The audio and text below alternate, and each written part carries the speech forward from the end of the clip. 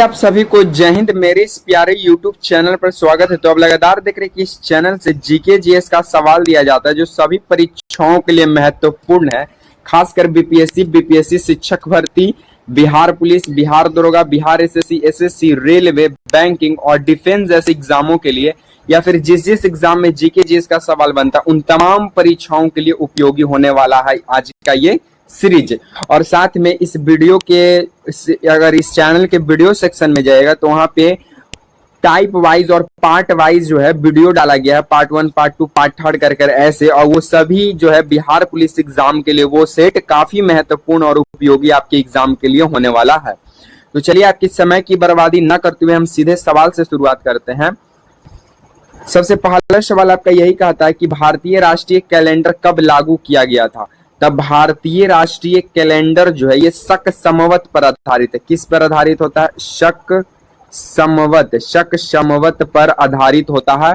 तब भारत का जो राष्ट्रीय कैलेंडर है ये शक समवत पर आधारित होता है और ये 22 मार्च 1957 को लागू किया गया था। साथ में 1957 में ही रूस के द्वारा, किसके द्वारा? रूस के द्वारा पृथ्वी का पहला कृत्रिम उपग्रह स्पुतनिक को लॉन्च किया गया था।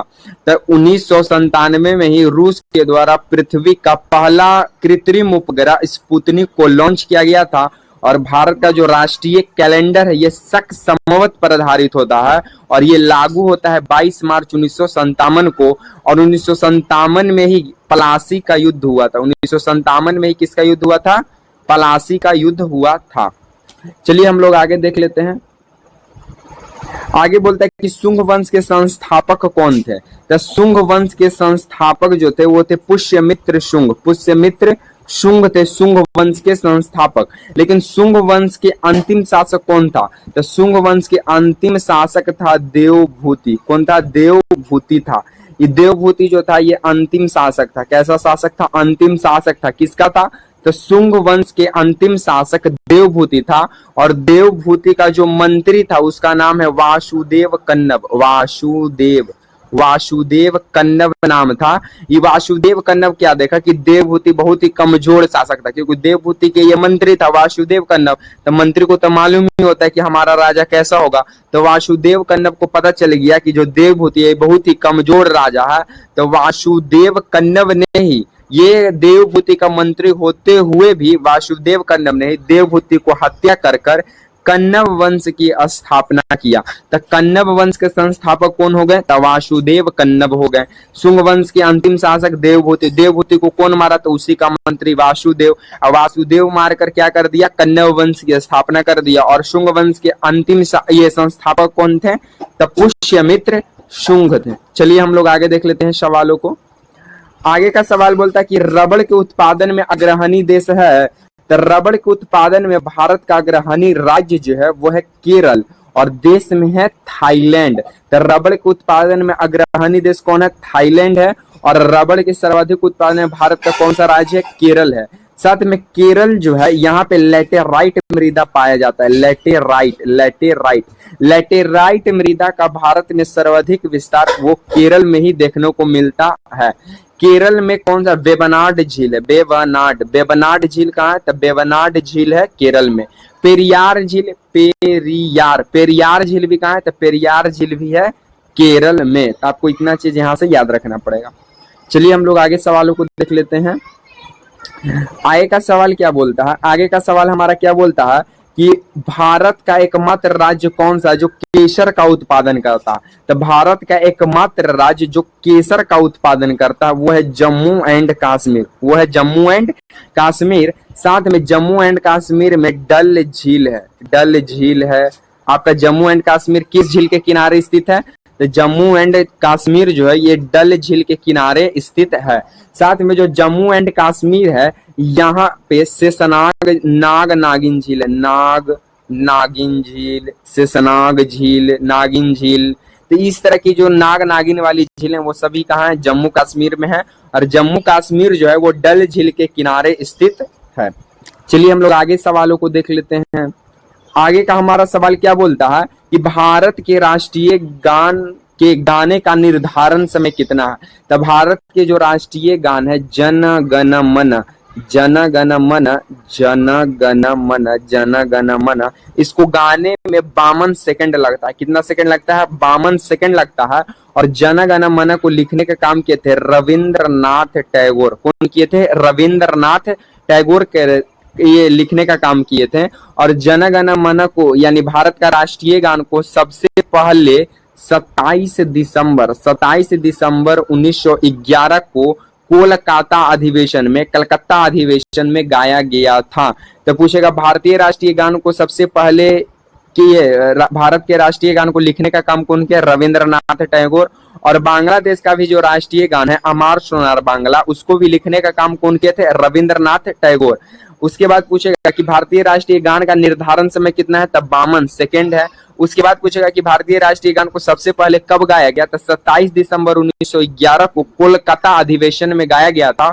और इस वक्त भारत की राजधानी कोलकाता हुआ करती थी। उसके बाद 1912 में भारत की राजधानी कोलकाता से स्थानांतरण होकर कहाँ हो गई? दिल्ली हो गई थी। चलिए हम लोग आगे की सवालों को देख लेते हैं। आगे का हमारा सवाल क्या बोलता है कि राजा भोज के द्वारा बनाई गई विशाल झील कहाँ स्थित है? तो जो राजा भोज के द्वारा बनाया गया था उसका नाम है भोजताल झील। उसका क्या नाम है? भोजताल झील। और ये एमपी की राजधानी, मध्य प्रदेश की राजधानी भोपाल में स्थित है भोजताल झील, जिसे राजा भोज के द्वारा बनाया गया था। और ये एशिया की सबसे बड़ी कृत्रिम झील में से एक है जो सफेद की रोग को दूर करता है।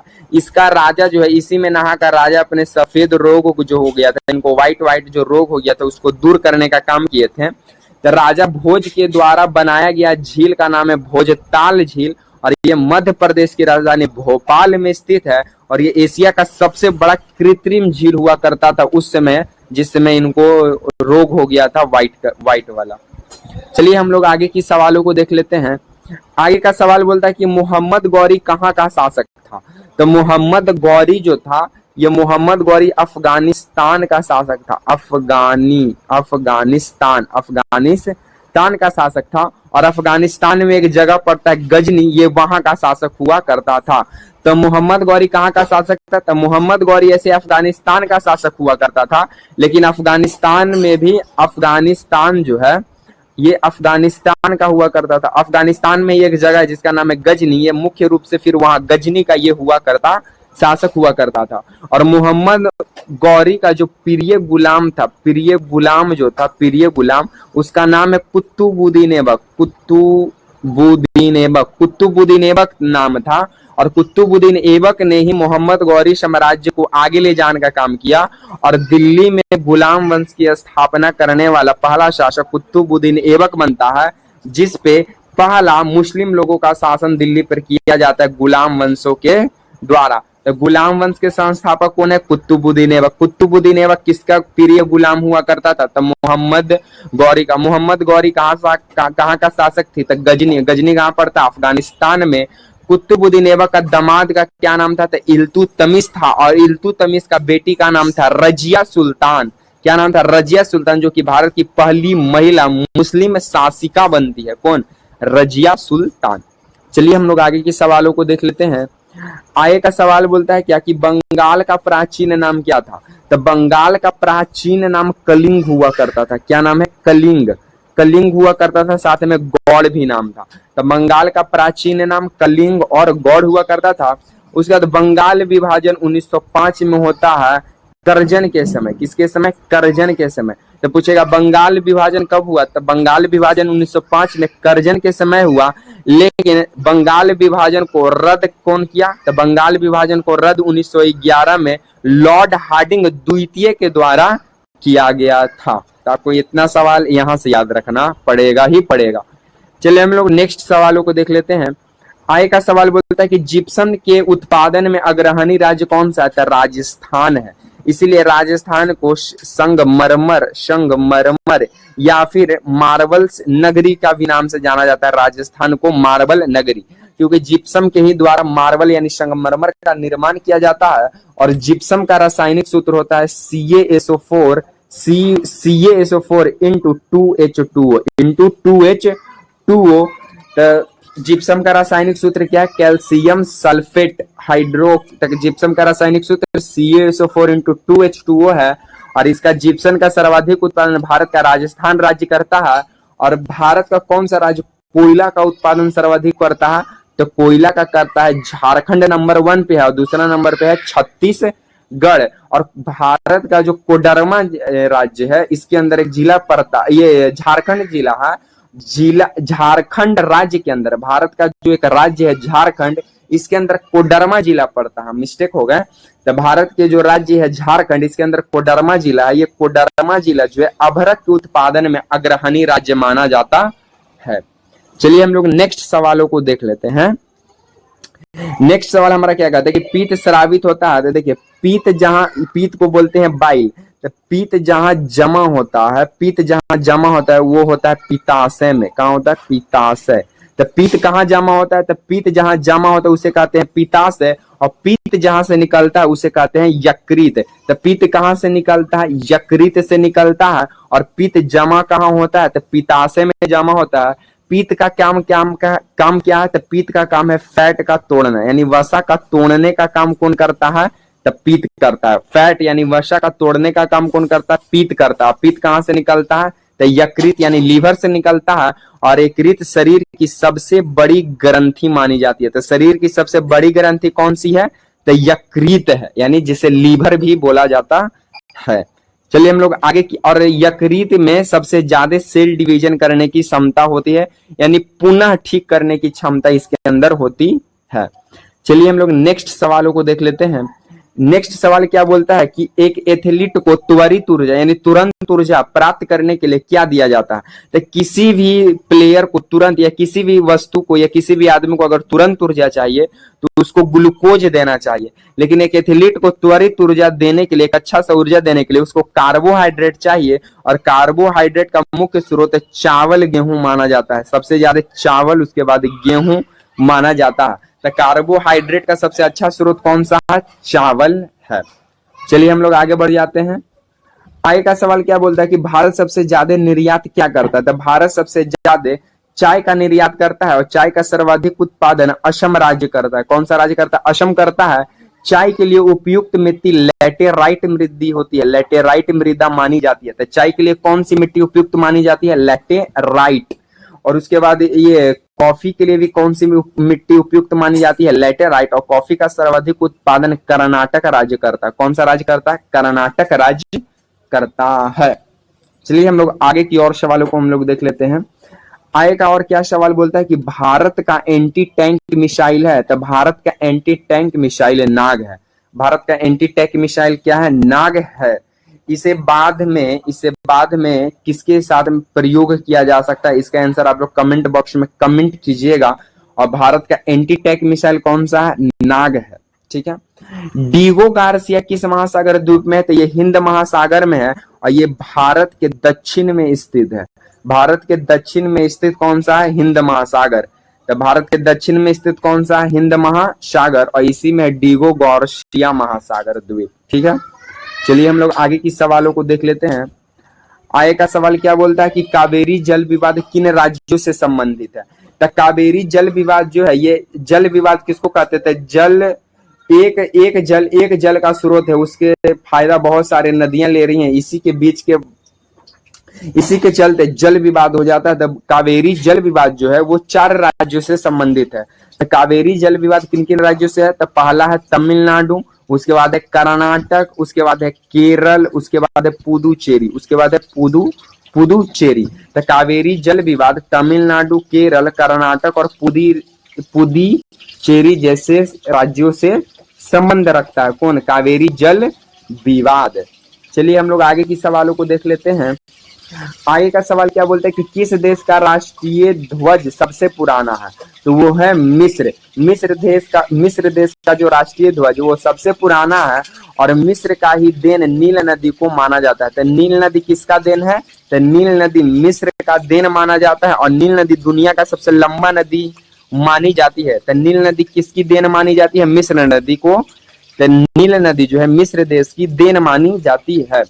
उसके बाद भारत का जो राष्ट्रीय ध्वज है इसको 22 जुलाई कब 22 जुलाई 1947 को अपनाया गया था। और भारत का जो राष्ट्रीय ध्वज था इसका डिजाइन करने का काम किए थे पिंगली वेंकैया किए थे। तो किस देश का राष्ट्रीय ध्वज सबसे पुराना है, वो है मिस्र, और मिस्र का देन नील नदी को माना जाता है। भारत का जो राष्ट्रीय ध्वज है उसे 22 जुलाई 1947 को अपनाया गया, और भारत का राष्ट्रीय ध्वज का जो डिजाइन तैयार किया था वो किया था पिंगली वेंकैया नामक व्यक्ति। चलिए हम लोग आगे की सवाल, आज का इस सीरीज का लास्ट प्रश्न को हम लोग देख लेते हैं। लास्ट का प्रश्न क्या कहता है कि गैल्वेनाइज करने पर लोहे पर किस धातु की परत चढ़ाई जाती है।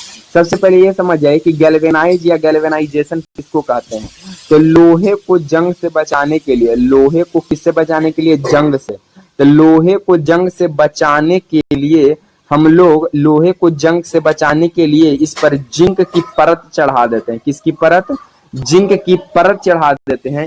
इसीलिए इसका नाम गैल्वेनाइजेशन या जस्तीकरण भी कहते हैं, क्योंकि इस पे जिंक की परत चढ़ा ले, इसी कारण जस्तीकरण भी कहते हैं। तो गैल्वेनाइज क्या है, तो लोहे को जंग से बचाने के लिए जिंक की परत चढ़ाई जाती है, उसी को गैल्वेनाइजेशन या जस्तीकरण कहते हैं। तो आज को हम सीरीज को यहीं पे समाप्त करते हैं। अगर आपको वीडियो पसंद आता है तो वीडियो को लाइक, चैनल को सब्सक्राइब, वीडियो को शेयर करना मत भूलिएगा। इसी तरह के सीरीज के साथ आपसे मिलेंगे नेक्स्ट वीडियो में। तब तक के लिए आप सभी को जय हिंद।